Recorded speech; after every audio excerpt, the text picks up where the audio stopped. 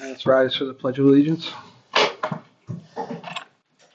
Pledge allegiance to the flag of the United States of America and to the republic for which it stands, one nation, under God, indivisible, with liberty and justice for all.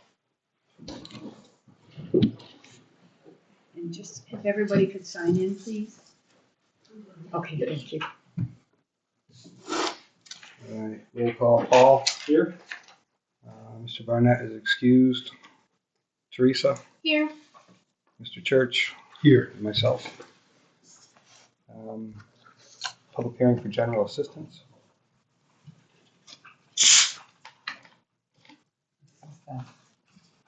Just the whole packet for all the new, there's a couple, I have some handouts in case anybody wanted it.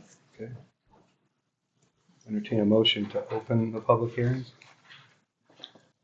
Oh, did you make the motion or want No, me to? I'll entertain one. Do you want to? I make a motion to open Public hearing. public hearing for Okay. general assistance. Second. All in favor?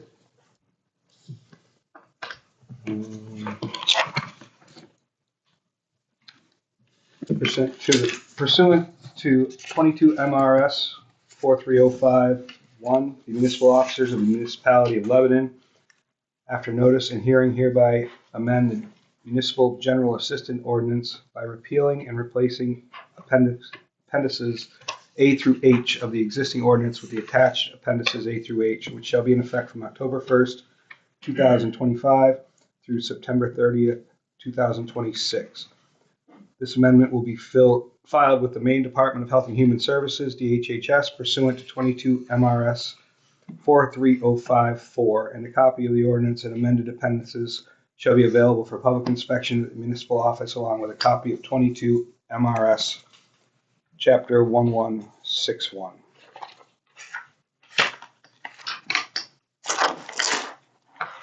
Got a pen? Thanks.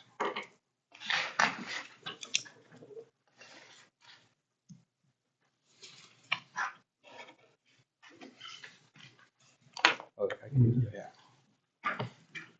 There's one down there. That, can you pass that? What is this? Okay. Oh. No, thank you. Public comment or public opinion? Okay. Is there any public comment on this? Any questions by the board? No? We good? Okay. Thank you, Paul. It just fell off. Let's see if it's come out. Just, you know.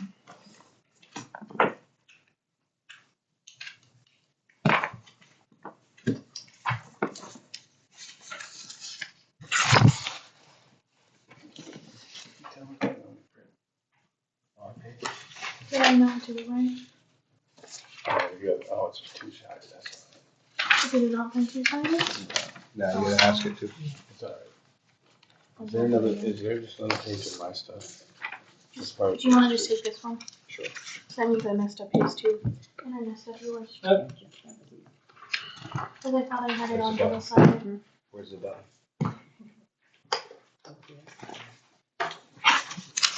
Do you wanna make copies before Yeah, I we can do start it really quick. the agenda? Oh, yeah, a motion to close the public hearing. Second. All in favor?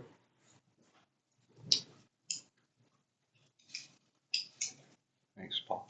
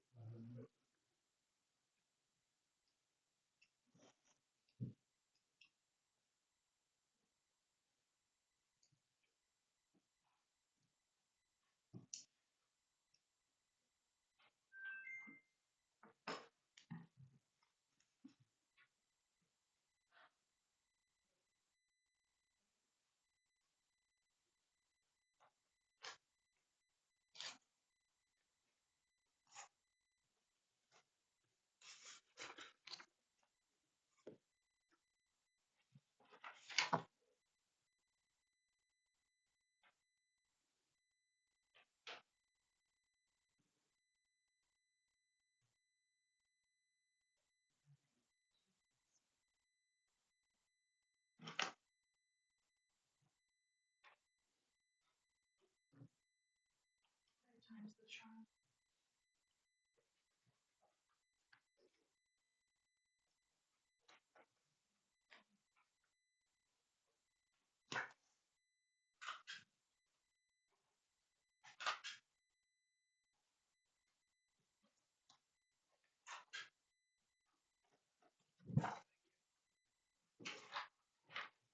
All right, public participation. I'm Janice with Lebanon Fire and EMS, and we wanted to come and ask for permission from the board if we can do, sell raffle tickets for our, fuel raffle that we're gonna be doing. We've done it in the past, and we've always sold at the transfer station down below on the hill. And we just wanted to come back and see if we could. Off to the left where you can turn, yeah. That's through the East Lebanon Fire Corps, so it's not the Yes. actual fire department? Yes. I don't have a problem with it. Anybody have a problem with that? No, it's fine. Thank you. Yeah, thank you. Anybody else? Oh, you guys can go way before me. You know why.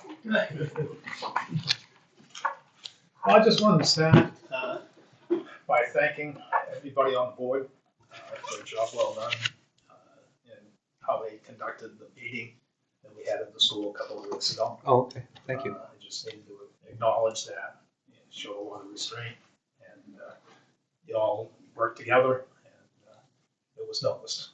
Thank you, I appreciate that very much. So, and I just had a couple of things I wanted to mention about the parking on Center Road. And I'm looking at rules of the road from the state of Maine. And it tells me a person may not park a vehicle on a public way unless a clear and obstructed width of at least 10 feet is left for free passage of other vehicles on the way. Well, Teresa kind of hit on it a few weeks ago.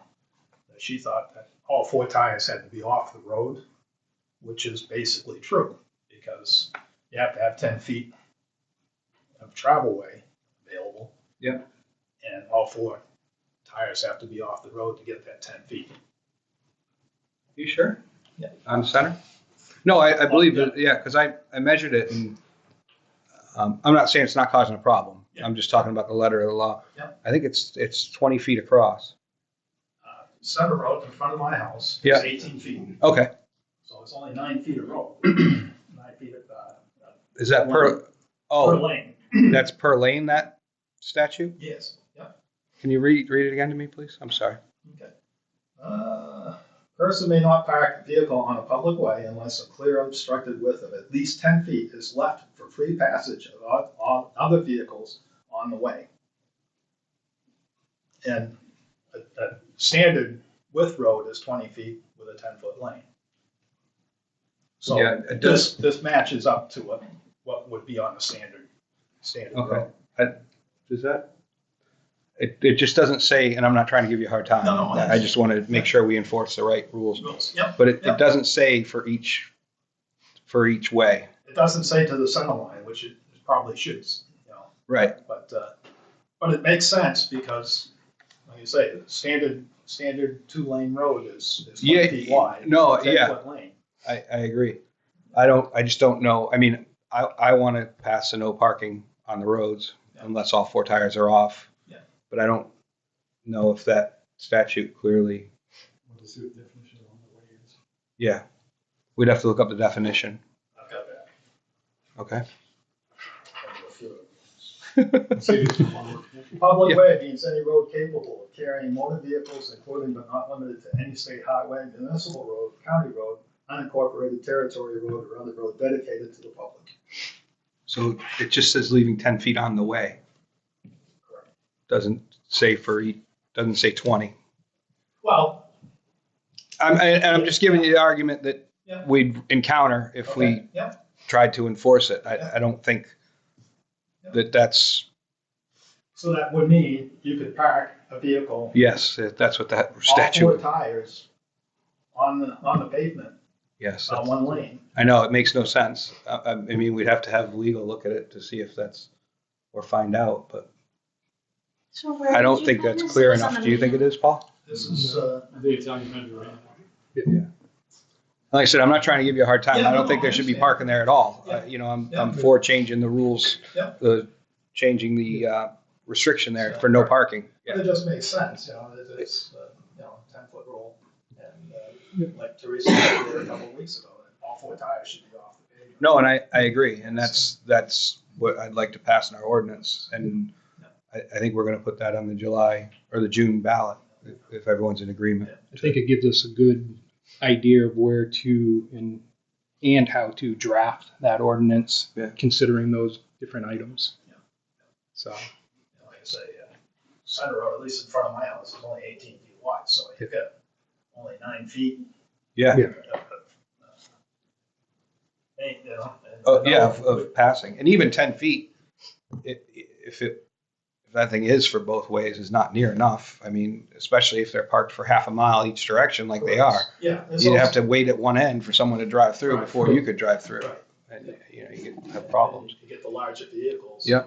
And I know someone that was a young girl that was pushed off the road because somebody in a boat came through with a boat trailer. Yeah.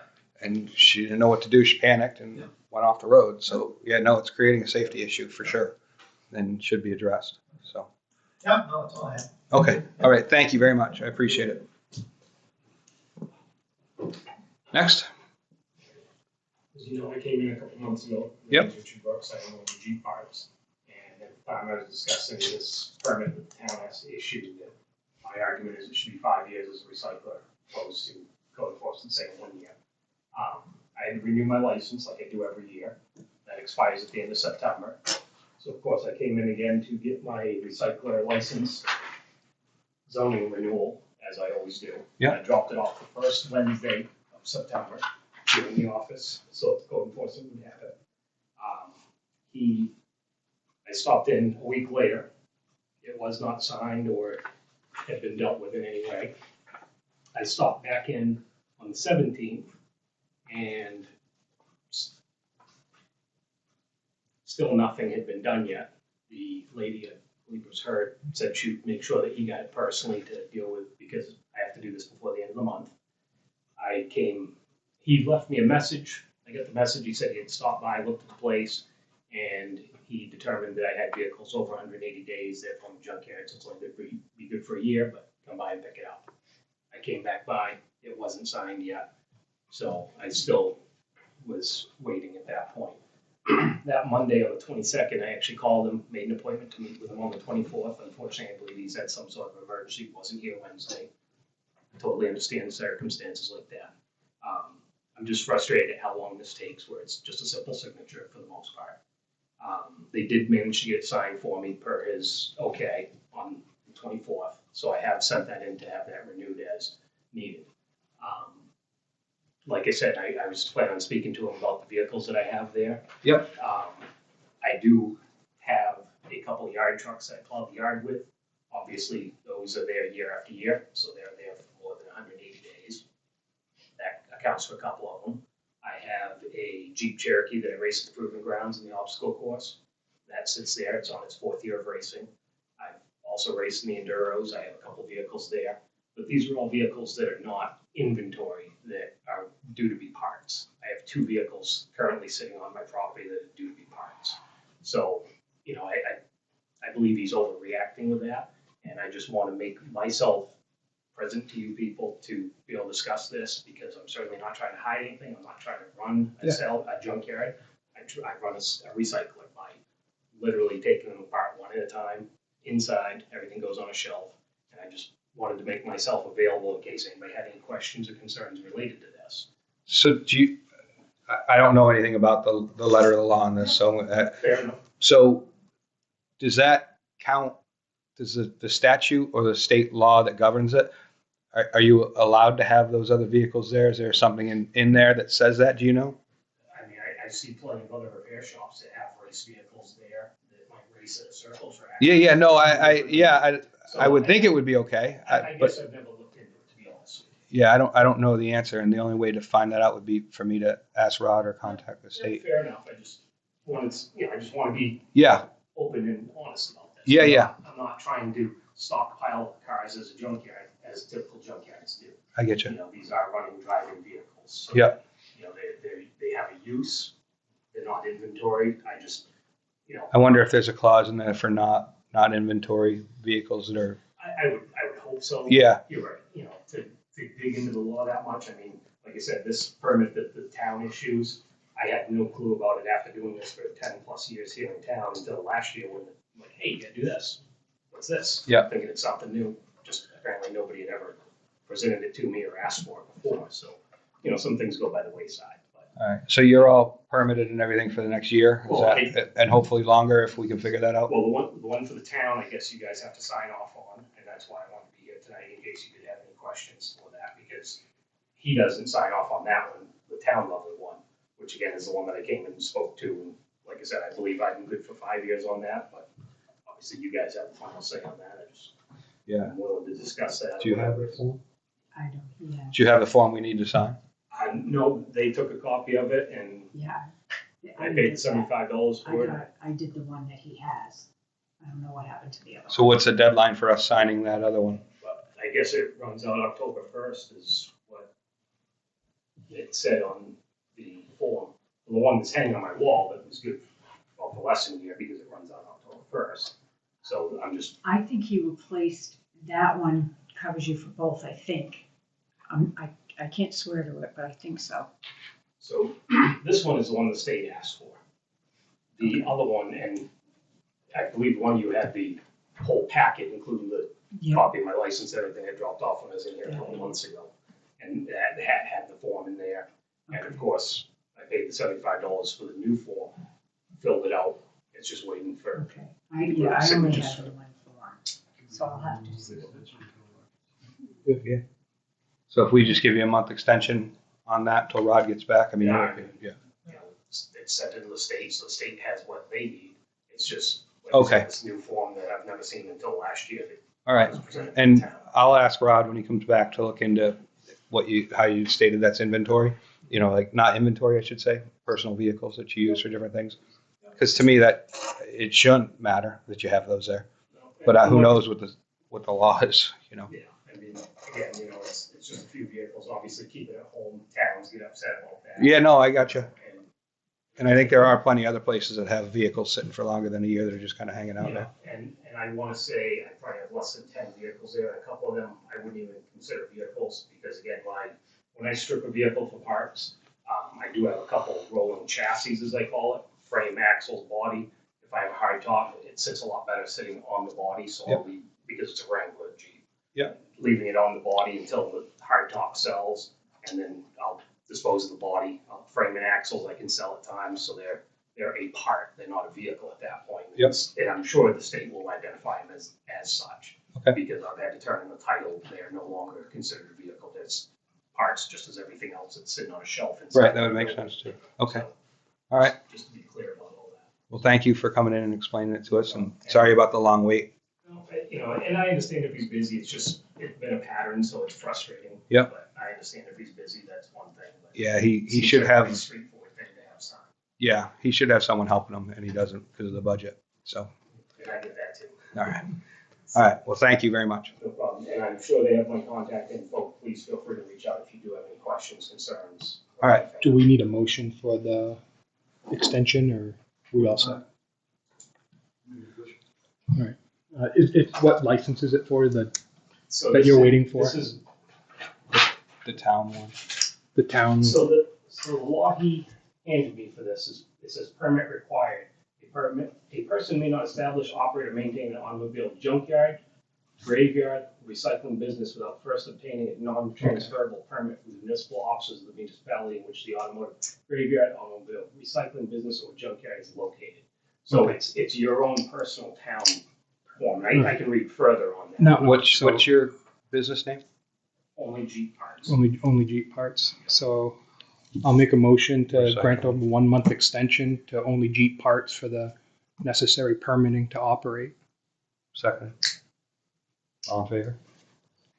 All right, thank you. I appreciate it. Yep, no problem. And again, like I said, feel free to reach out if you have any questions. All right. I'm just trying to make a living. No, I appreciate you very much. Thank you. Also, please feel free to ask around town.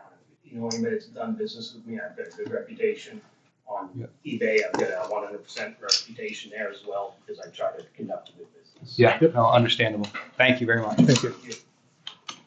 All right, who's next? Oh, it's me? You're up, I'm here sir. about a guy on Richardson Drive. He knows who the fuck I'm talking about. Just Excuse my please- language. please, yeah, I'm thank not you. Very political. Yeah. I'm getting tired of this guy. Okay. Okay? He brings in junk. I got it all on cameras. Brings in junk. 12 o'clock, 1 o'clock, 2, 3 o'clock in the morning.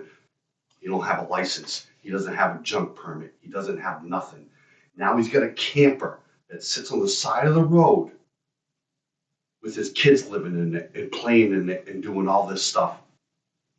I'm starting to get tired of it, and you guys haven't done nothing about it. We've emailed the chief. I don't think it was you or any of you guys. Okay. Or maybe the old chief that was blowing up engines in the Tahoe and transmissions every week. She's emailed him, never got a response. Having a bonfire next to our fence, our wooden fence, with pine trees, blowing stuff up, landing in the middle of the road. You guys can't do nothing about it because it's a private road. Well, if there's an illegal But fire, I have 27 agents that kick in my door because I told somebody to get off my property. So how is that right, but these guys can't do nothing about it? what, an illegal fire they can do house. something about? Huh? They can do something about an illegal fire. But by the time No, they they show, don't, by the because time when they show show up, the fire's out. yeah, it was like an Because hour and a half PD is later. so stupid to put it over the air because they have scanners. And I don't care if they're watching this on YouTube.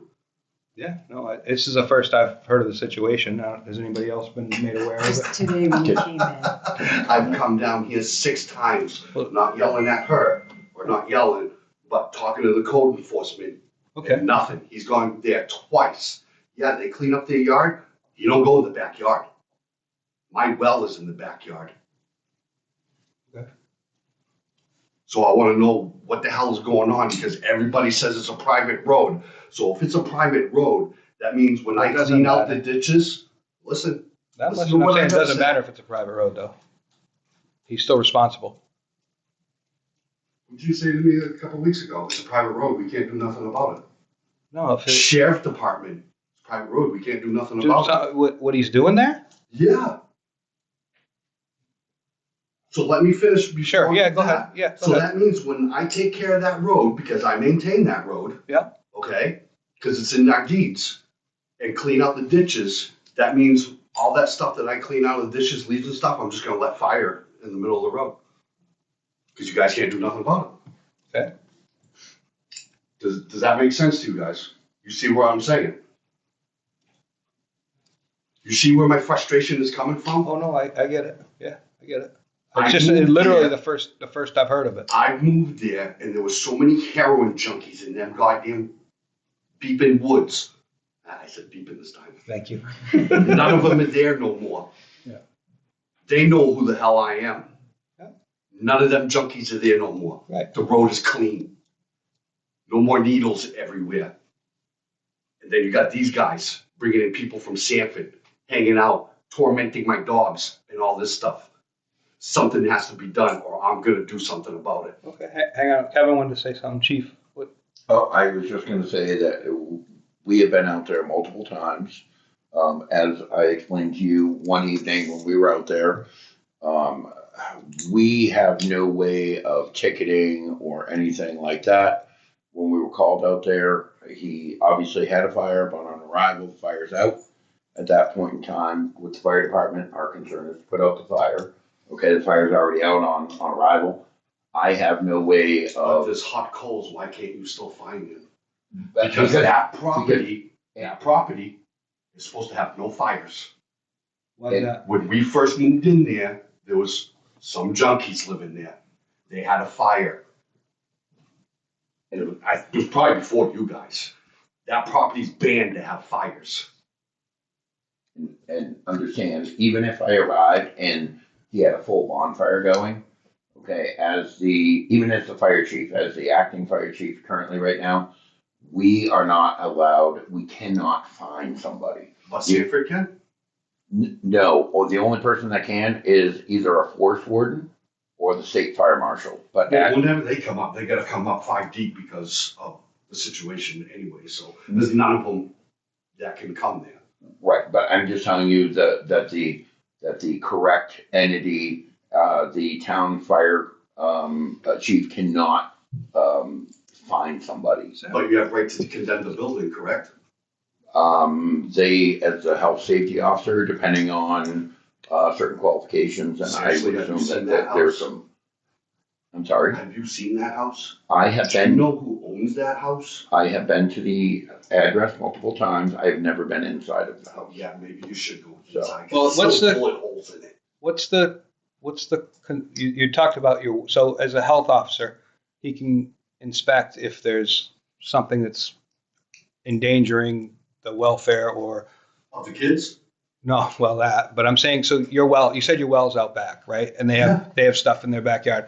So if they have stuff in the backyard that could contaminate your well, as a health, okay, so what I'm saying is, as a health officer, he can go out if there's a complaint and look at that. We put in. I understand that. I understand, but this is the first I've heard of it. Okay, so I'm willing to.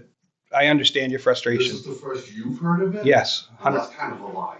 it's not a Because the lie. code enforcement, No, I shouldn't say it's the first. I found out today from a text. the code enforcement asked you guys if you guys can put a lien on it if they don't pick up. Oh, this is okay. Okay, I know which one this is. Now. That's on you to. Yeah. No, I didn't know. I didn't understand it was the same property as that one. I gotcha. So it's the one where they're renters then. Yeah, they're right, they got no rights. Okay. No. And I apologize. I didn't know we were talking about the place that was talked about before. And he was having trouble because the landlord didn't know what to do. And now I can see your face getting red, so you know what I'm talking about. Now I do, 100% now I know what you're talking about, but I You didn't see know. my frustration? No, I do, yeah, and I see it in your face. I see it from the beginning. I Oh, I took understand. my blood pressure bills before I came. I take mine at like midnight, so it's probably wearing off. Yeah, all I can say is, is the board have anything to say? We can talk to Rod, and if you can do you have something in writing you've already complained about the backyard that's endangering your well? Again, I don't know. I'm asking. I'm not. She's emailed you guys. Okay. I'm the current acting chief. So what was received prior to? Yeah, because I think somebody talked to you today that I was coming here. Somebody did talk. Yeah, I to heard me. you were Yeah. coming too, but I didn't Yeah. understand. I didn't know it was about that. And what I can do is I will give you my card with my email address, and I promise you, get it to me. I will certainly be in communication, and I will address it. 'Cause like I said, if there's an- I emailed twice because they blew up a roach can and it made this big huge explosion at 1 o'clock in the morning. It was like a Flew out propane. in- Right. Yeah, Yep. it Yep. flew Propane out in bomb the middle going of off. the road. Yep. So I sent my ring clip to the email and then nothing. And I called and somebody told me to email. And then I followed up again and still haven't heard anything. Well, I make sure that I follow up. My biggest so- concern is they got trash everywhere and we had a rat issue last Yep. year because of them. And they have chickens and roosters and they Live live in the house. They're in and out of the house. It's disgusting. Like they have bullet holes because the renter before that, that's the house that got Remember a shot couple up. years ago that was getting shot up? Yeah. Cops didn't catch the right guy. I did. He never made it to jail. That's all I gotta say. All right. Well, You can finish with her because I need a cigarette. all right. So, with the health safety issues, you give Kevin a call and he can go out and look into that. And if there's an issue that house is causing, it's a health code violation that's affecting your well and could be affecting your property, Kevin can follow the right channels for that. Unfortunately, our code officer is out right now. We have another one. You should be back on Monday. He should be back on Monday, and Monday I will come in and sit down with him and talk to him about what's going on out there, and we'll see if we can push it I forward. apologize for him. He's just. No, I understand it. No, I understand his frustration. There's nothing we can do. There's nothing we can do. But on the same time, like we wanted to sell the house, no one's gonna buy our house next to that. And the landlord doesn't care. He didn't care when it got shot up. He's like, "What do you want me to do?" They pay their rent. I'm like, if a bullet ricocheted, my house is right there. Like my grandchild, my kids live there. Like. Yeah, no, I understand his frustration. I understand yours, and like I said, if you can get a complaint to Kevin, to Chief, Yeah. about the health issues, because that's not right if you're well is in there and could be being contaminated, because that's a big issue. And he can take action on that. And I'll talk to Rod Monday when he comes back, and I'll see if he can push it forward, and we can see if we can get something started at least to show you. Okay? No problem. My email's on there, and I wrote my phone number. That is my personal number, so please don't give that out. Okay, but that way you can get directly in touch with me. I'm in tomorrow. If you reach out to me tomorrow, I'll have a conversation with you. How's that okay to live there? But no, I understand what you're saying, and I'll definitely have a conversation with you tomorrow, and we'll start moving forward with this. Okay, no problem. Thank you very much, guys. Appreciate it. I just want to show one more video. Sure. It's really starting to get to me. My granddaughter lives right on the corner of that friggin' building.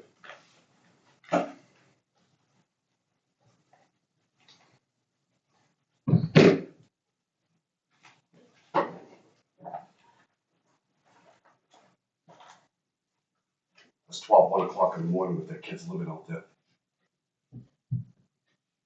It's a 2-bedroom building. They have 4 kids. Rough ages? Huh? What are their rough ages? Maybe 7 8, to 6, maybe 5. 11. Okay. But Jay's supposed to be in the same. DHS has been there numerous times. Alright. Because they're not quiet about it.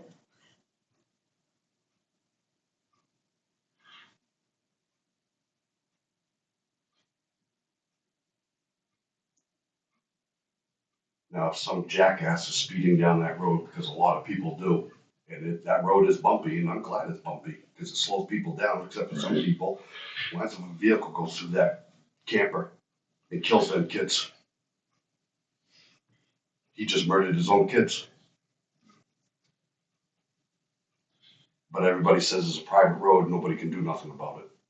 Well, they can't be living in the camper. It doesn't matter whether it's a private or public road. How long have they been in the camper? They put it out this Saturday. Yeah, and then they brought They hauled another it in one junk, and they cleaned it and then put the kids in it. Mm-hmm. I mean, they had somebody, I don't know if they're still living, like, way Oh, they back live on way the in the property. There's somebody living in a 4 or camper 5 back campers there. back there. Okay. Because it goes pretty far back, because you can see it. We put a fence up before they even moved in, but after our fence line, we still have 2 acres, and you can see just all the junk. I'm like, so glad I have a fence up. And the kids, do they all normally live in the house? They all do. Okay. Oh yeah. During the day, you can really hear them. They play Jeffrey Dahmer all back. Yeah. That's pretty. That's the name of the game. Okay. All right. Look at her face like, what the fuck? As soon as I heard that, I just got my daughter and my son, and I was like, everybody in the house. But after that. Well, as if any of you guys, I know your father wouldn't put up with it, had that living to you next to your house. I understand. That's why I said Monday I'll come in. I'll meet with the code officer. She's talk to them. shaking her head like the exorcist just came in. All right. Well, thank you very much. Kevin will be in touch, and We'll I'll talk tomorrow. Yes. Thank you. Thank you. anybody else? No? All right. I skipped over you, Kevin. I'm sorry. Department head briefing. I'll let Jack go first. I know his child's sick, so. Yeah. I don't have a ton. I kind of came up with some stuff while I was here. I had it all earlier, but I didn't write it down. And then I'm like, all right. Gully Oven's in pretty good shape. I actually talked to Kevin about and Tim about going up and just cleaning out some of the culverts, hitting them with a fire hose just to blast some of the dirt out because I don't have time to replace all the driveway culverts that are in need of it. So we ditched it and I'm going to clean them out just so they don't start washing the gravel out once it's paved. There's a couple road crossing culverts to do, and I've been talking. I keep calling Allstate Paving to make sure we're just on track. And he says, weather permitting, unless it starts to rain every day of the week, which it doesn't look like it, everything should be fine. he also says he can pave that later in the year because it's a base coat. It's not, you're not trying to top coat a road. So as long as there's no frost on the ground, I'm sure I'll start hearing, it's almost winter. Where's the pavement? But there's time. We have time.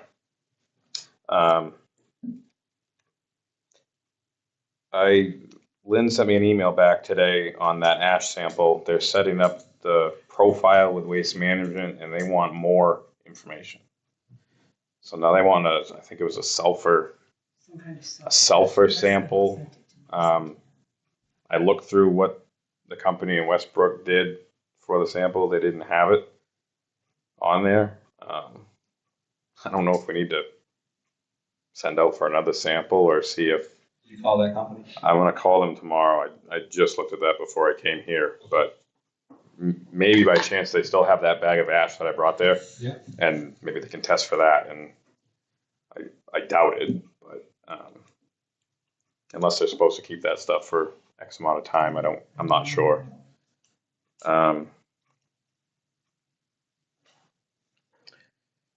Let's see. Thursday, I'm going to dig that trench for the electrical. Thank you. I talked to the electrician today. He dropped off the conduit.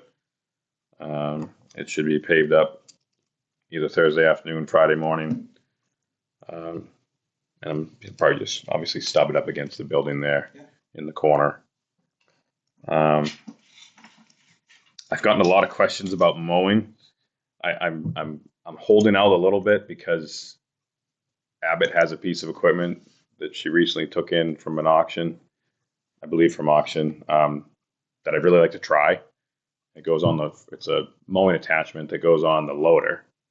It has its own, John Deere powered diesel engine on it, hydraulic pump, a flail type mower with the arm. I think it might be a good attachment to, run the loader year round. Because if it just loads salt, it's not, it won't last. The salt really eats them up, and when they sit, that doesn't help. And that eliminates another, moving piece of equipment that we have to maintain, So that's, I'm waiting for her to finish getting it ready, I guess. Okay. From what she told me. I don't yet. I'm not sure what she's going to ask for it. She did say because she has that and another John Deere tractor, highway mower. She's willing to rent both of them. So if I can have someone operate one and I operate the other, we can maybe rent both and just try to hit as much as we can before in the fall or winter. Try to get everything cut back. And maybe see which one we like more and go from there.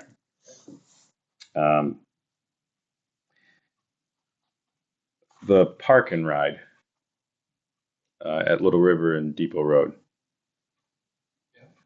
That's town owned, correct? There's been a camper there a lot. Sheriff's looking into that. Okay. So it changed though. It's a different camper than the last camper that was sitting there for a while that looked abandoned. I'm pretty sure. Yeah, it just was recently put there, I think. Mm-hmm. Yeah, somebody called here because they saw two elderly people in there.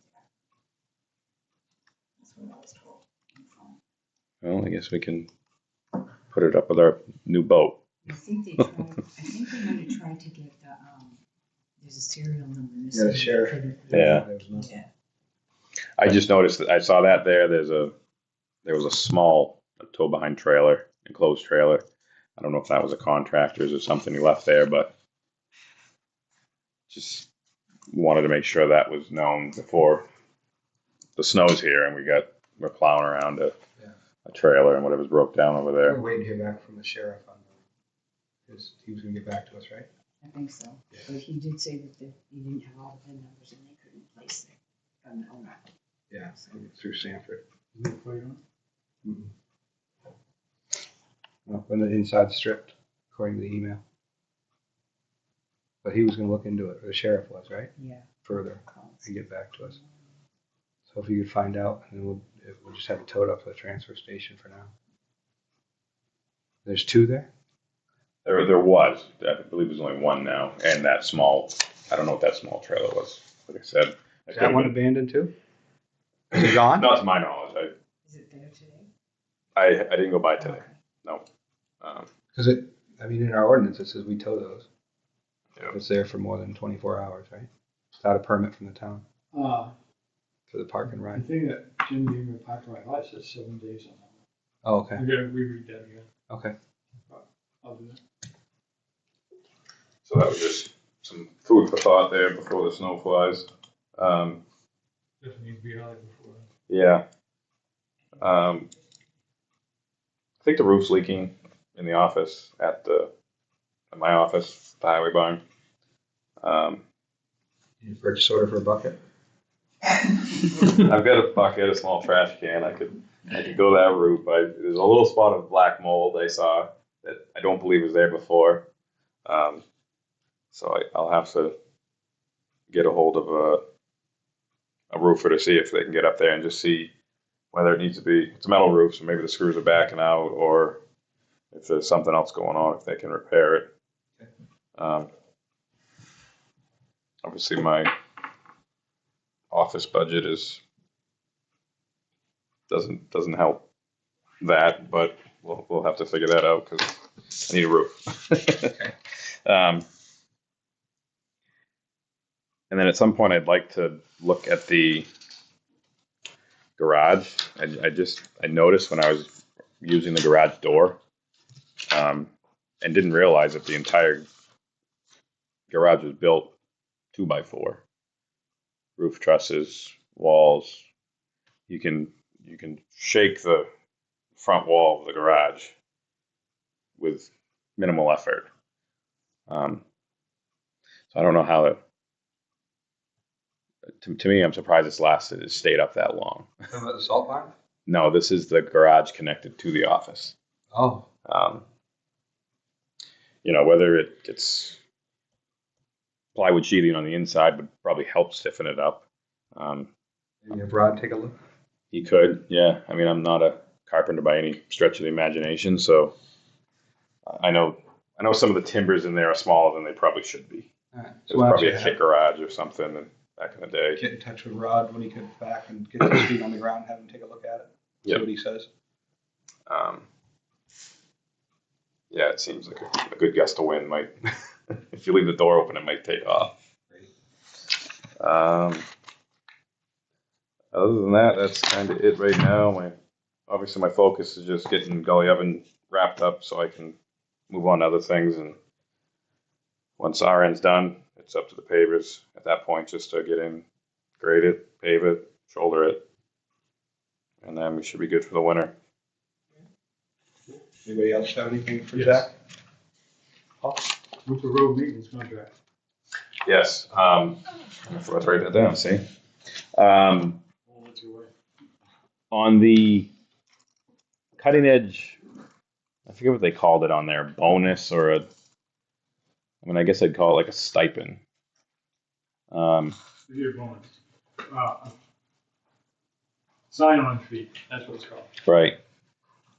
So for a wing truck, the bigger trucks, generally they use like the front blade will get a carbide, one carbide edge, and then a steel backer, and then the wings are usually similar, but probably just usually two steel edges.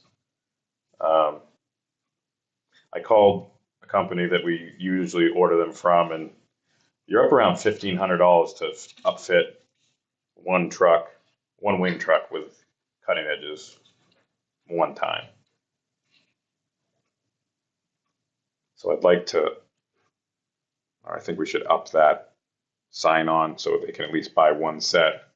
They don't all need them right out the gate in the winter, at the beginning of the winter, as long as they have enough to upfit it once throughout the season, whether you go and buy them all at once or how they do it. How much are they? I think the carbide one alone is like $800. It's $1,500 to outfit one wing truck. What was our old bonus? $750 or something? 750 was top. 300 for the 1 tons and 750 for the plows. And what does it need to be It's about 1,500 for all of them? for one truck. For the 1 tons? No, for the wing trucks. Okay, the 1 tons can stay. The 1 300. tons, I mean, that will barely buy you one. Those ones wear out a lot faster because they're not really, most of the big wing trucks are highway trucks, so they're built to, the 1 tons they don't last long.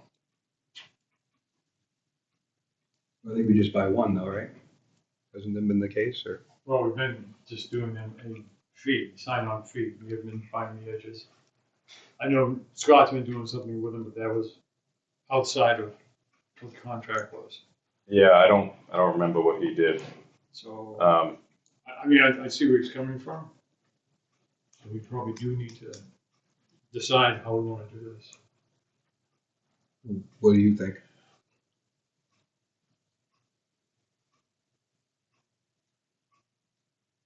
It's a major investment for them. So I'm thinking buying one set at the beginning. The 1,500?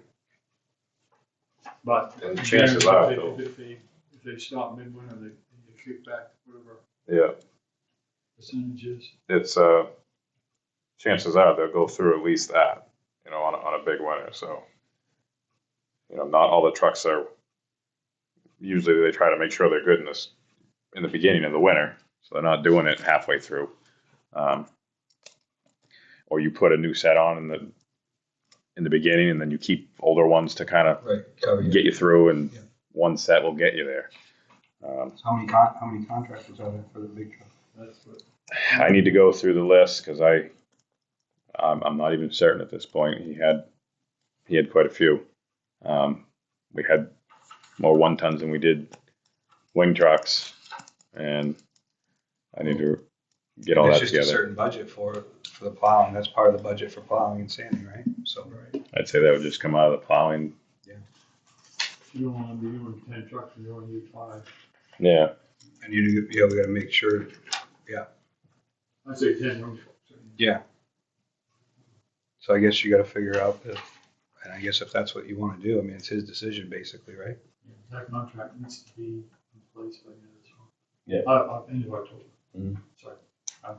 I'm day ahead of myself. Yeah. One more day. Yeah. I've been there too. Yeah, I mean, End of October. You're right. Because the contract goes from November 1st to Right. the end of October. Yep. I've been talking to all the ones that I'm familiar with that I know the previous road commissioner had, so maybe we have to get those. I so just I need guess you to. got to figure out a list who you're hiring Mhm. and whatnot. I don't think it's going to change much. I really need to get a grasp on how many he really had, and if anyone's kind of overlapping or doing stuff that Is he another doing one could anything do. this year? He would like to. Yep. So I think that was I read through that. That was the only thing that I questioned, just because it doesn't cover. So I guess just find out how many trucks you're going to have and everything, and Get I it. mean the kind of a budget's the total. budget, and hopefully So are we we stand it. upping the rates? The initial one, it looks like the initial. So is that Bonus. one going That's- to the 15 and one's going to 800? That's the No, the truck. The truck One rates ton. aren't changing. That's the The blades. blades, the cutting edges. but So the 1 ton would only go like 400 or 500, right? yeah, Because we buy like I one. said, that one you can buy one, but those plows wear really fast. Just they're not really commercial plows. So my thought was they have enough for one and maybe cushion the price of the second one because they might go through 3 or 4 in a season. Yeah, so like 500. Yeah. That would buy 1.5. Yeah. almost two. So 1,500 and 500. What about the trucks without a wing? What's that? What about the big trucks that don't have a wing? We don't really have any big ones that don't. They should all have wings. It's the 1 tons and then your 1 tons, so they're just the straight blades in the front, and then the 550s are 550s and upper all plow wing combinations. Awesome. Anybody else for anything for Zach? I'll get that changed and get you the new Okay. contract. Works for me. And I will, once I have everything I need done on Gully Oven, my next move will be that. Just get all these guys, go over their routes and just see what I really have, what I'm working with. Everything else all set on the other end, the things we talked about? As far as The other road? there's some ditching left to do over there. Just clean up the existing shoulders. What about the plowing? Plowing. Oh, I did speak with him again. We are, if we can do this, we'll have the operator down there punch out of his time and do it for them on their, that's on their dime. Yeah, so that's fine. It's like a break for him. Yeah. On the town time. It's just got to make sure the actual time he's there, he's actually clocked out for. Yeah. That'll work for everybody then. Okay. Cool. That's probably the easiest way. Yeah, makes do everybody that. happy. Yep. I think that's about it. A little bit more maintenance on the new loader. I've been working it pretty hard up there, doing getting rid of all that material that's been in the way for a while. There's some hydraulic hoses and stuff. They get costly, but better do that now than when it's hanging over the back of a truck and a line blows and we're down and out. Awesome. Cool.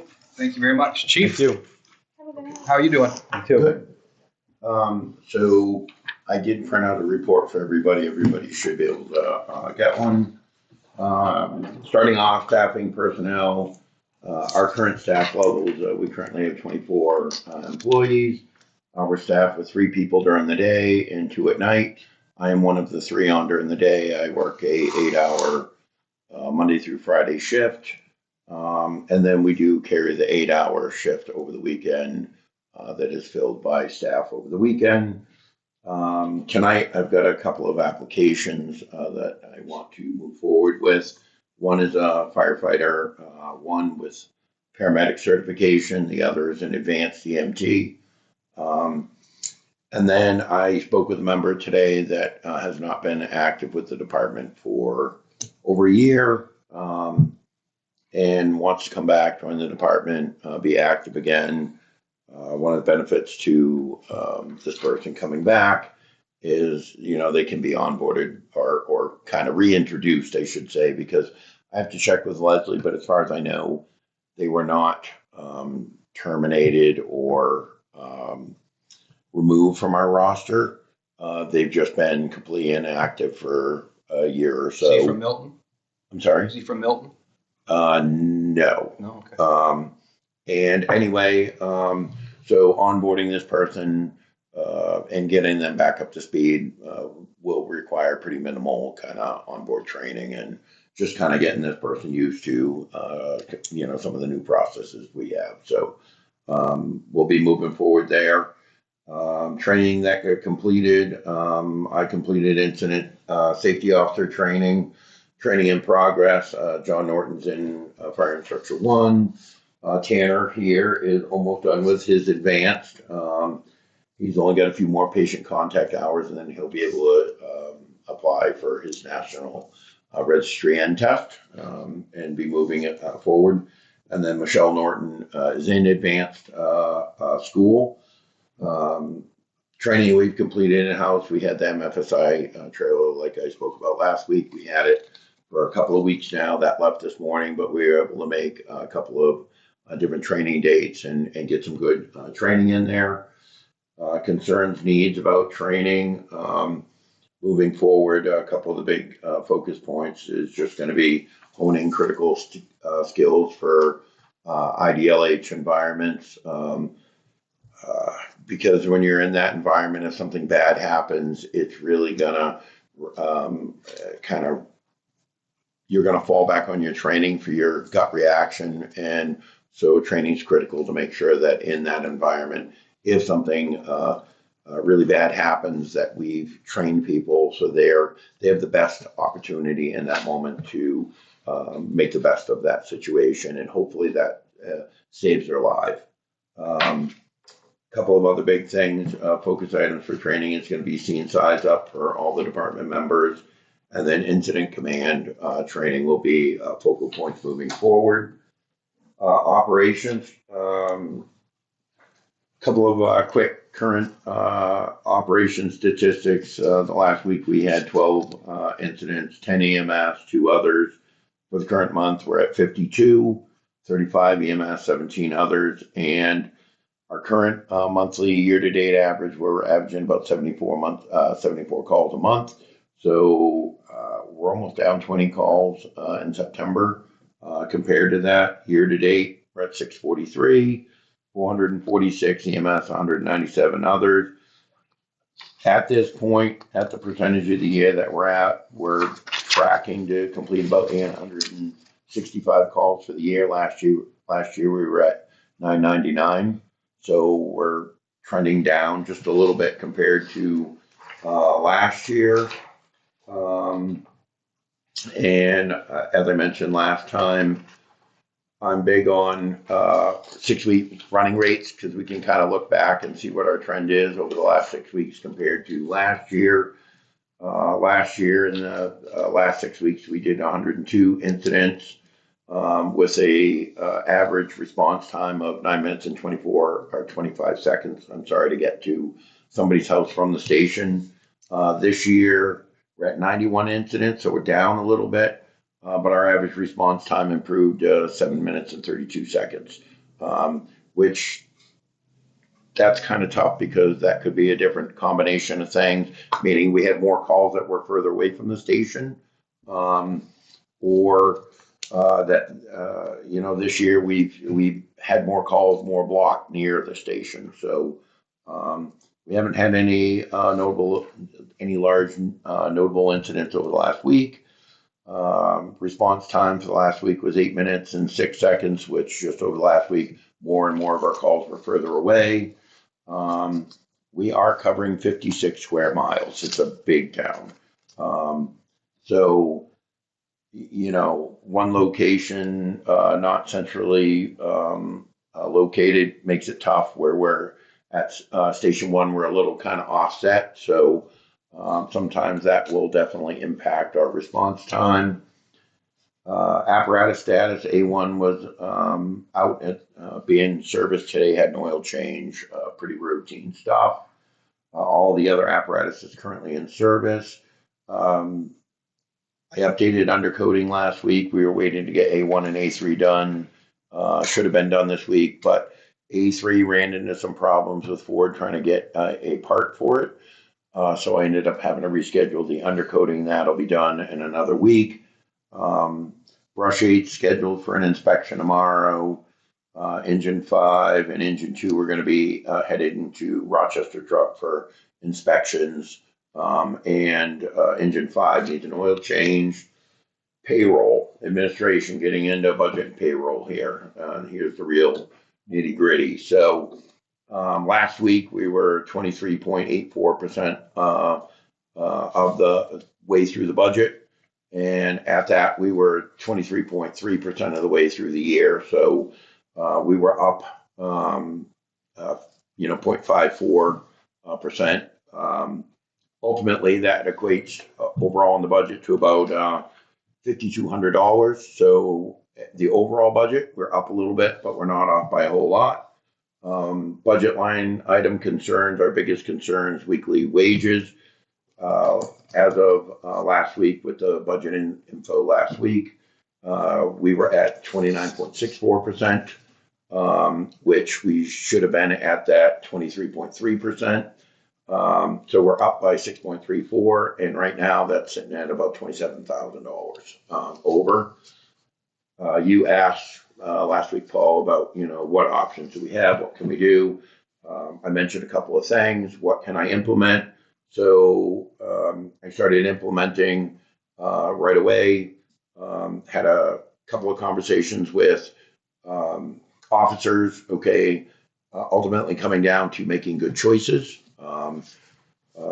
But a couple of the things that I worked on implementing, we're going to be limiting our call response on EMS calls to Charlie or higher. So a firefighter with no EMS training, I don't necessarily need to come out on an EMS call unless I need manpower to lift. So I've asked everybody on the fire side, don't respond unless you have EMS certifications. And for the EMS providers, again, we want to keep it to Charlie or higher. And I don't know if everybody understands how the determinant levels work. Alpha is a very, when you call 911 and the operator is asking you all those questions, they come up with a determinant level as far as the severity of the call. Alpha is your lowest, and then you have Bravo, Charlie, Delta, Echo. Echo is the worst, which would be like a cardiac arrest. So starting right now, I've asked everybody on the EMS side of things not to come out unless it's Charlie or higher, unless the duty crew that's out there, for whatever reason, is determined that they need additional manpower, they can call for the manpower at that point in time. So we're limiting the call response. We're not requesting for in-town coverage anymore when we transport to the hospital. So what we have done in the past is when we take a patient to Wentworth Douglas Hospital, we put out a tone for manpower to cover the station until the ambulance returns and we send them home. At this point, we're not going to be toning for additional manpower to do station coverage unless we go to Portsmouth, because if we go to Portsmouth, by the time we transport down there, clean up the ambulance, transferred patient care over, clean up the ambulance, come back, we're at least an hour and a half, verging on 2 hours turnaround time. So when we go to Portsmouth, we still will tone for station coverage, but when we're going to Wentworth Douglas, we will no longer do that. And that's what we have mutual aid abilities for. So in that case, if a call drops and we need, we'll be utilizing Sanford or Frisbee or whatnot to help. Our turnaround times for Wentworth Douglas are an hour and 30 minutes, depending on how severe the call was. But anyway, that's another way that I move forward to kind of implement some cost saving. And again, having that conversation with all of the officers. We have a car accident as an example, okay? The arriving crew shows up, it's a minor fender bender. We don't need traffic control. We don't need the other options. Okay, get on the radio, tell everybody we're under control, stand down. Now we're going to initially be paying that hour because they started responding, but I can save the extra half hour, the extra hour of them showing up on scene, okay, hanging around. And I told everybody, if people are talking, it's time to send them home, okay, because we're there, we should be working, let's pay attention, and it comes down to making good decisions for the community, okay, and those are the good decisions that I have an expectation that all the officers are making. So that was a couple of the different things that I've implemented over the last week to start working on some cost savings. Another thing too in the payroll budget here that I believe I'm correct, and please correct me if I'm wrong here, but with the mud runs, we've had 2 events, okay, that we sent a duty crew down there. I know that money comes back to general fund, but it does not come into the payroll budget. And so that is additional cost above and beyond station coverage that would reflect in that overage. Okay, so I just want everybody to understand that we are sending people to do a detail at the mud runs for a private event that ultimately that private event is paying for, but that money goes back to general fund and it's not helping us with our payroll budget. Now, I'm not saying that's all of payroll, but it does have an impact in that overage. So I just want everybody to be aware.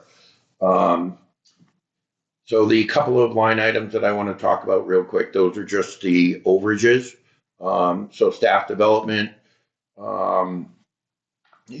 that's focused on adapting training, prioritizing, highlighting our training during shifts. So right now, staff development, we're at 25.84. We're not over by a lot, but just a little bit. And again, we're going to try to start shifting our focus a little bit more with training to try to ensure that we're doing more and more of it on shift in smaller sections where we're already paying them to be on shift.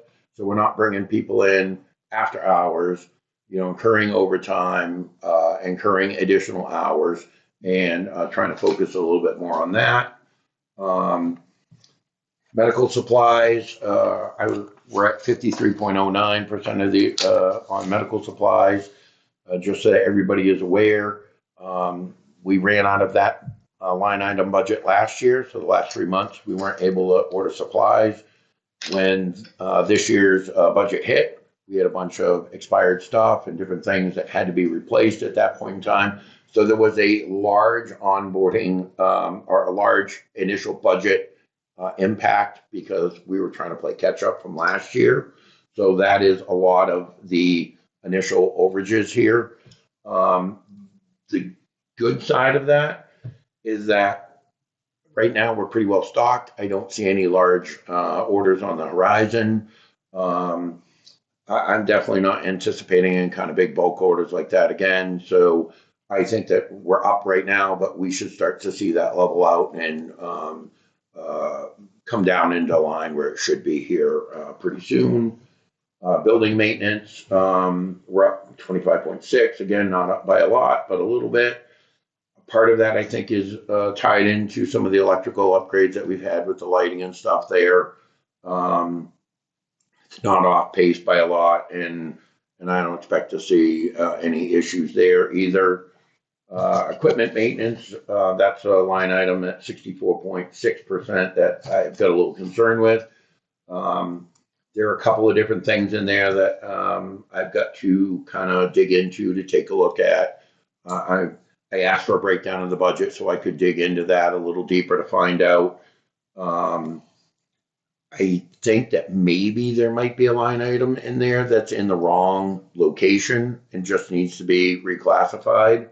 But as far as actual equipment maintenance right now, I don't see any kind of major things on the horizon.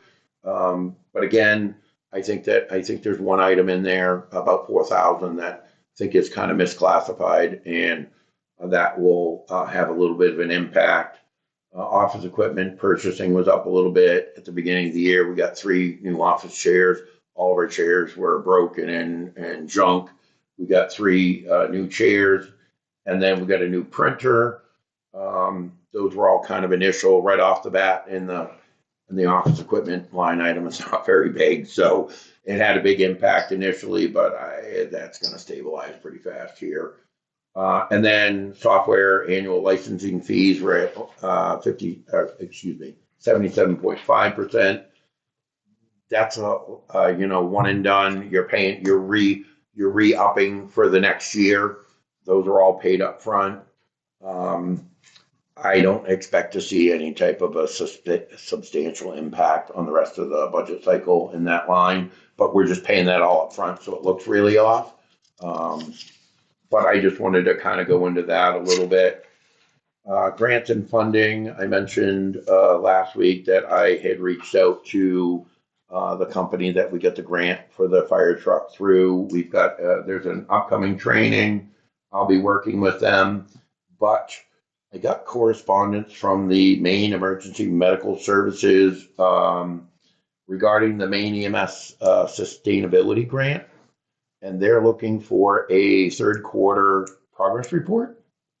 And I have no idea what that grant was, what it was used for, what our pre-progress information was. I am going to be reaching out to the state to try to get some information. Was that the one used for payroll? Honestly, I have no idea. That was information that I was never shared or privy to. So, but I'm going to be I'm going to call the state and try to dig into that, find out what are they looking for. My fear is we've been given the grant. They're looking for a quarterly update.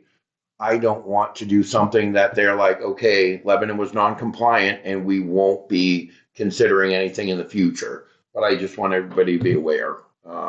So I'll be digging in, trying to find some more info on that. Policies and SOPs, I'm working on rewriting the Lebanon chain of command, and we've redone our radio designations for the staff. That's going to be updated at dispatch. It just makes a whole lot more sense than the way that our kind of radios were before, and now that we have more command structure. That's going to involve some restructuring of who has what numbers. If anybody's interested, that's what the new command structure will look like. Training, just a couple of things. Again, we did the SCBA training, and my big thing with the training is that we're going to be evaluating, kind of trying to tailor that more to on shift, as far as trying to help with the payroll line items. Equipment and facilities, we had 3 new 8-foot fluorescent lighting units replaced with modern LEDs. Equipment needs, as I mentioned last week, turnout gear. Got a couple of EMS training items that I would like to kind of work towards, some fireground training equipment, and then, as I mentioned last week, the crossband repeater. I'm going to keep trying to do some brainstorming and some kind of outside the box thinking to see what are some better options, what are some different options that we have, and then we'll slowly move forward. But just like last week with taking the dual band portables from the officers and making them into duty radios. Okay, we've ensured the safety of the duty crews in a response to New Hampshire, and that was a perfect way to handle our problem today with the resources that we had.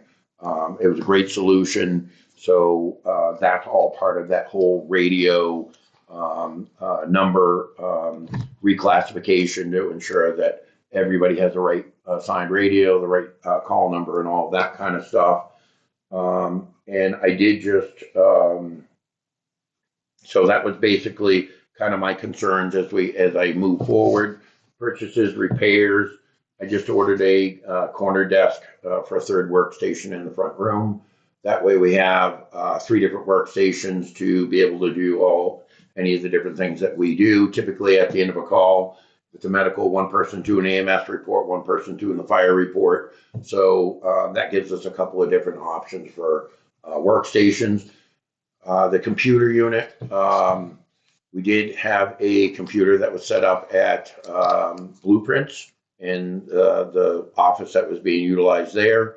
That is at the station. So that is the computer. I don't need to buy another computer. I just needed a desk for it. So we're going to utilize that computer as that 3rd workstation.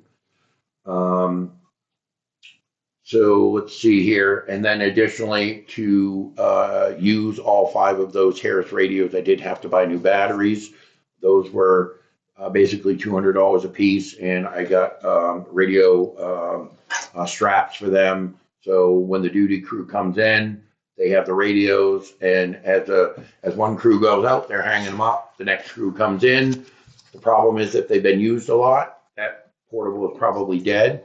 But now we have the spare batteries charging, so the duty crew just swaps out their battery, and they're good to go with the dual band radio.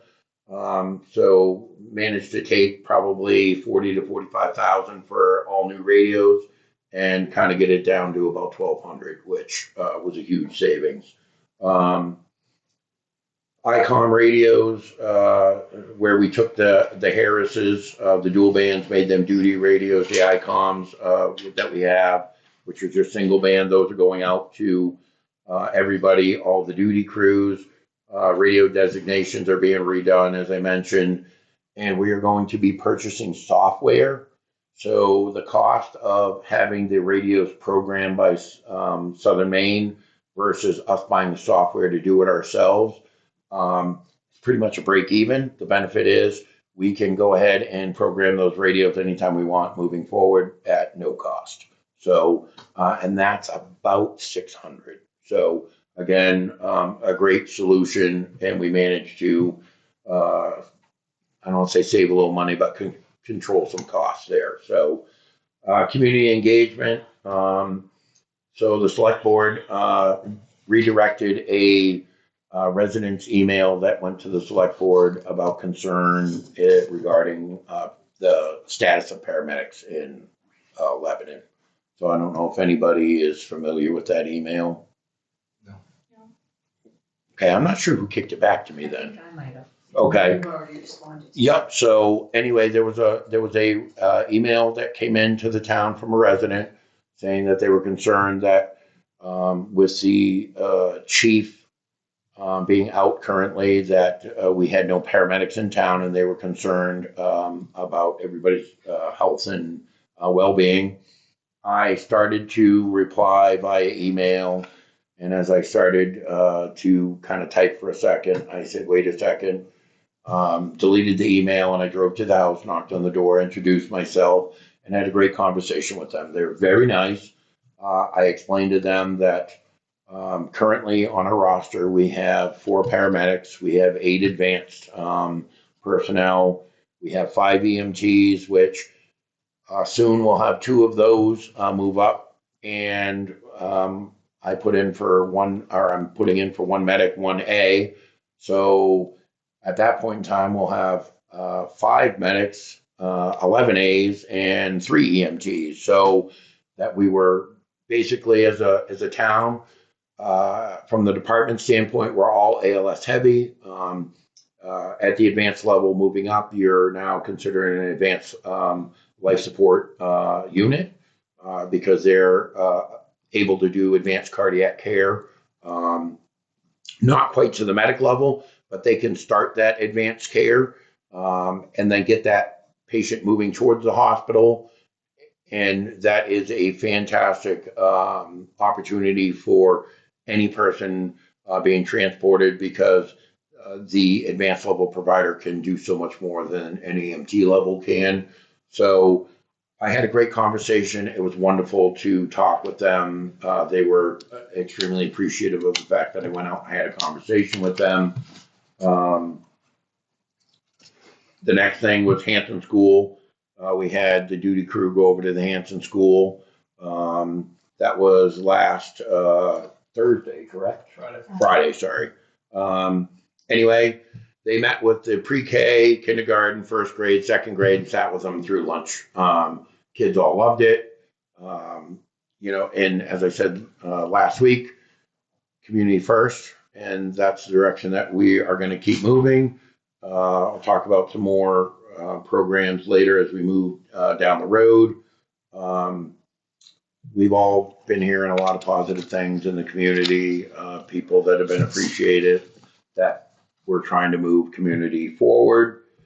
Priorities for next week is to finish my SOP rewrite of the command structure, completing that apparatus undercoating. We're going to reorganize the front room so we can get in that third desk. And then starting to structure a few of the community engagement things. Items that I kind of need from you guys. The question I asked last week about the public being in the fire department, as far as which Rick seemed to indicate that he thought it was an insurance issue.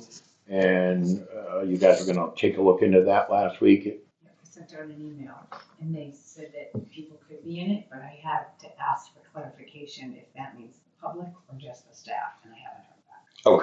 Okay. And then I have 2 applications that I'd like to submit for hiring. And the only other thing that I would like to add is about a week and a half ago or 2 weeks ago, we started the jacket drive. 2 weeks ago. So I'm sure a few of you have seen on Facebook, we started the jacket drive to raise $10,000 towards getting the winter coats for everybody, the 3-in-1 jackets, high vis. Again, we don't have the budget money for it. So, looking to do something outside the box to meet the needs that we have. And we started the jacket drive. And as of today, on the $10,000, we hit 4,300. So we're almost halfway in 2 weeks. I really, really want to thank the community for all the people that have stepped up to help. We appreciate it, and I just wanted to say thank you. That's it. Awesome. Thank you very much. Thank you. Individual selectmen issues. So tomorrow's the safety committee meeting, and I was wondering if it was okay if I watched the meeting, the active shooter video before the meeting, if we could show it at the meeting, if I thought it was an okay video. I do have the packet of what it's gonna go over and the quiz, and we were gonna play at the safety meeting and see if the department heads at the safety meeting thought it was good, and then we would make up and start showing it to everyone else. How do you guys feel about that? I'm okay with it. Okay, did you wanna look at the packet? Is everybody else okay with that? I'm all set with it. Yeah. Are you good with that, Paul? Yes. And then Leslie and I will figure out how to use the projector. Okay. I'm good. Yep. So, first one is the water softener. We haven't gotten any bids on that, so if everybody's good with it, I'm just going to start reaching out to some companies and getting quotes. Once I get a few of those, I'll present them to you guys and see how we want to move forward. Since we put the bid out twice and haven't received anything yet. Reached out to the company that got the bid for the septic. They're actually doing the work over on Gully Oven as well. So right shortly after that, they'll be up over here. So in a few weeks, they'll be reaching out to start looking at that stuff. And the other things I had, Kevin covered, so we're good there. And then at some point, when we get to the executive section, we can talk about the personnel that he'd like us to take a look at. But that's all I got for right now. I don't have anything. Paul? No. All right. Paperwork? That needs to go to the board.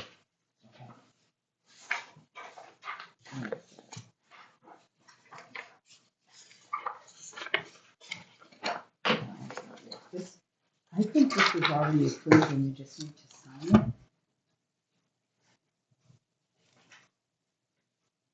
I mean, I'll have to sign it online, but.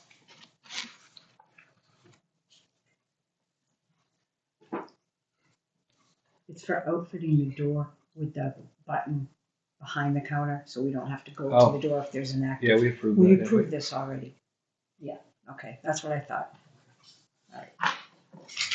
Thank you. He sent it to me and I'm like, we signed this. And he said, I'll look for it. And I said, well, I'll bring it.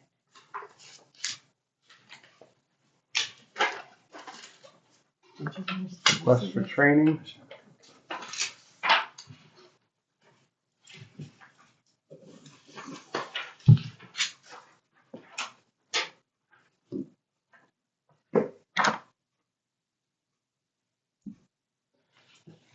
To Jerry Lanoy in the County of York and the State of Maine, the Selectmen of the Town of Lebanon, in accordance with the provisions of the laws of the State of Maine, hereby appoint you as Conservation Commission member within and for the Town of Lebanon. Such appointment to be effective until June 30th, 2028, given under our hands this 30th day of September 2025.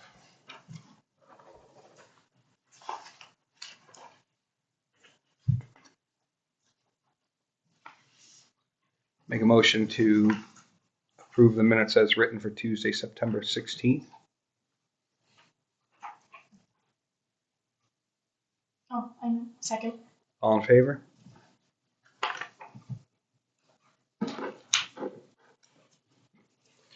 Make a motion to approve the minutes for Tuesday, September 23rd, 2025 as written. Second. All in favor?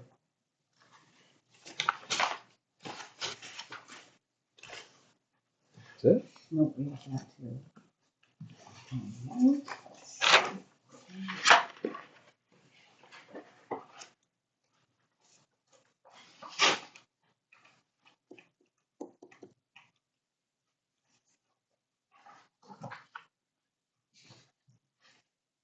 Parks and Recreation Committee application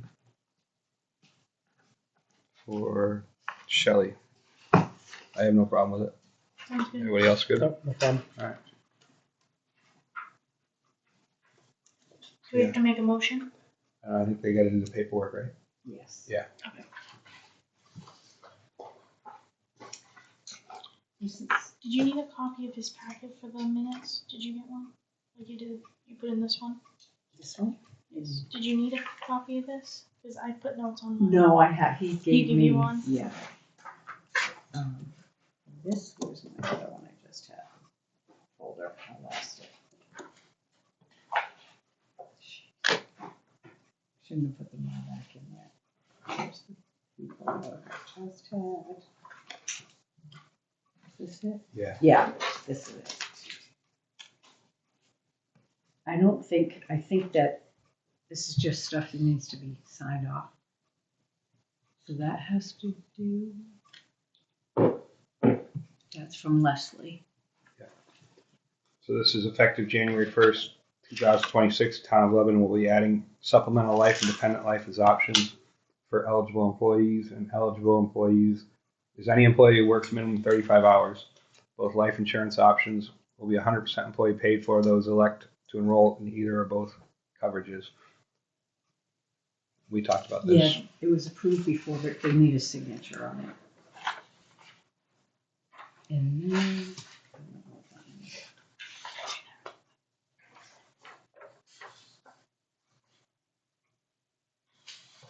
Yeah, I mean, we just have to have this done. So. Okay. I just want to make sure it's all good. What about this? That is the note, the NIAD. He just wants to know if we want him to come in. Yeah. So they would. And then this? Okay, he wants an abatement because the road hasn't been paved.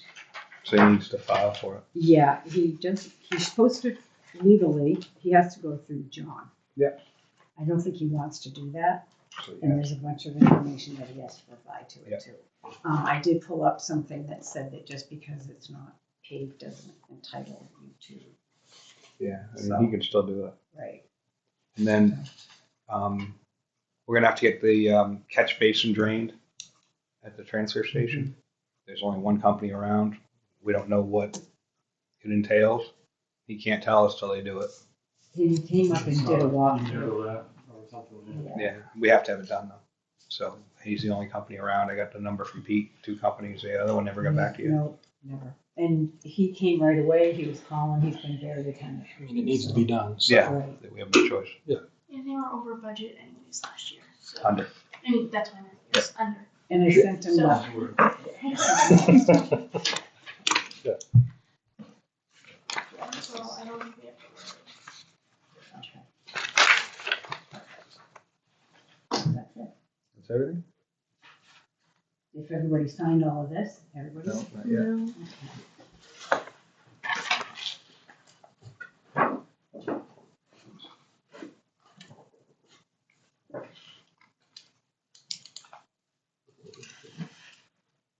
Did you sign this one? Yes, I believe I did.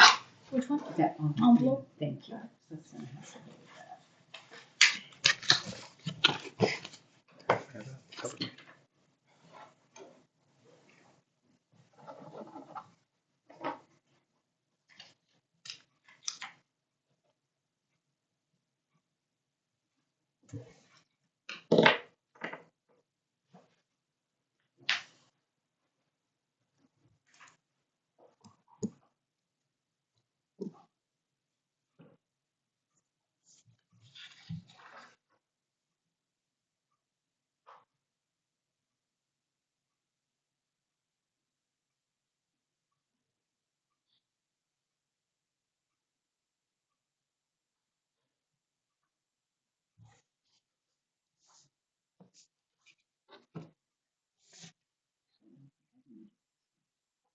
Do you know the staffing?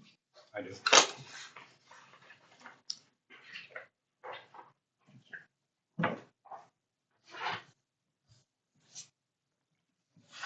Do you have an executive session besides the? You, besides the? No, just that personnel one. Do we need an executive session for that letter?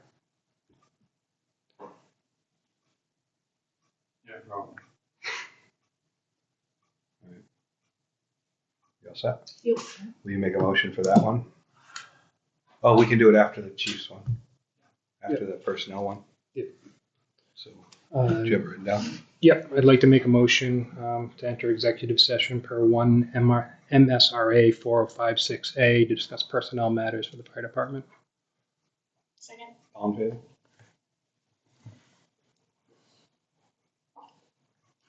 We're not gonna come back for any decisions. Right? We gotta come back to Cool. the next motion. Oh, yeah. I'll wait for you to come back. I'll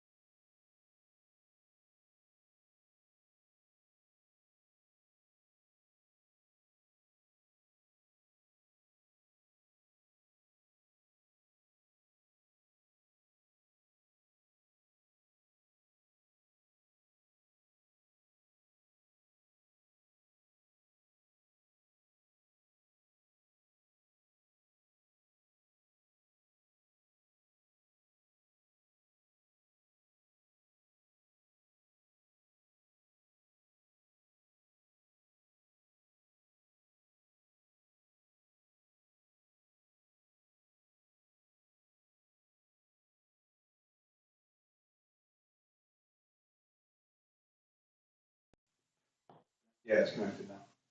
Go ahead. I make a motion to exit executive session, Second. discussing personnel matters. All Sorry. in favor? Just a second.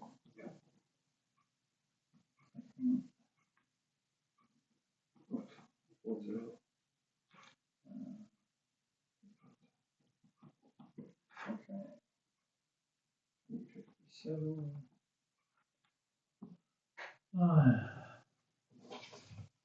I move that the board go into executive session pursuant to 1 MRSA 4056F to discuss a confidential record. Seconded. All in favor?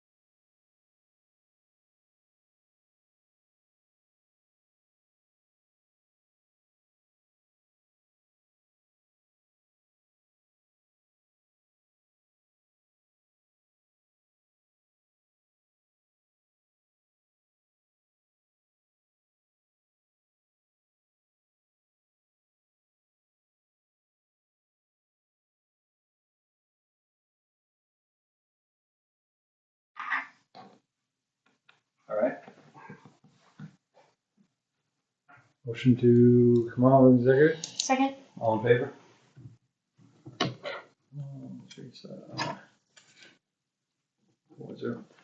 Just on that parking thing that we talked about this evening, earlier, I was in Bouffay Harbor the last couple of days, and down around the waterfront, caught my attention that one lane closest to the water, they put parking spots that took up half that lane. Half of the travel lane was parking spot. actually lined out by the town. And the other way is there's a clear path. So can't be a law that says you can't use part of that travel lane for parking, I think it's the whole road. the whole road. It has to have the 10-foot, unless otherwise restricted. It just got my attention because as we was walking down through and we were looking at that saying, wait a minute. Yeah, I don't think that. I think he misunderstood the Yeah, definition because it says way. It just means 10 feet on the way. travel way. Well, and I asked him where he found it, and then he got like sidetracked and didn't tell me Well, it's because a I was state gonna. statute.